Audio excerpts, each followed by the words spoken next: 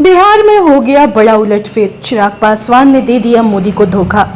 बिहार चुनाव से पहले सीटों के गणित ने एनडीए को उलझन में डाल दिया है। जी हां, एलजेपी रामविलास के सारे छोटे बड़े नेता दिल्ली स्थित केंद्रीय मंत्री चिराग पासवान के आवास पर जुटे हैं। सीट शेयरिंग को लेकर अगले कुछ ही घंटों में चिराग पासवान की केंद्रीय गृह मंत्री अमित शाह और बीजेपी अध्यक्ष जेपी नड्डा से मुलाकात होने वाली है।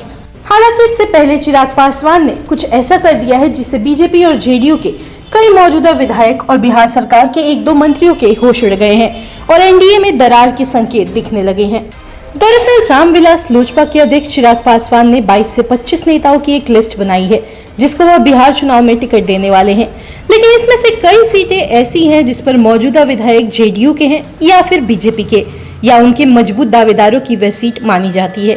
एक सीट मांझी की पार्टी हम की भी है। इन सीटों पर लड़ने का अगर चिराग पासवान जिद करते हैं तो सीधे तौर पर जेडीयू और बीजेपी के मौजूदा विधायक खुश नहीं होंगे और इससे एनडीए में आंतरिक कलह पैदा होना तय है।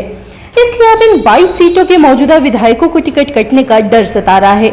यही वजह है कि दोनों दलों के नेताओं में एक खलबली का माहौल है। बता दें, सूत्र बता रहे हैं कि चिराग पासवान को किसी भी हालत में 20 से कम सीटें नहीं चाहिए। चिराग चाह रहे हैं कि अगर उन्हें 45 सीटें नहीं मिल रही हैं तो कम से कम 22 ऐसी सीटें जरूर चाहिए जिस पर उनकी पूरी तैयारी है। बताते चले, सूत्रों की माने तो जिन महत्वपूर्ण सीटों पर चिराग पासवान की नजर है उनमें ब्रह्मापुर, सोनबरसा, रफीगंज, गोविंदगंज, महुआ, गायघाट, तरैया, महनार, अरवल, नाथनगर जैसी सीटें शामिल है।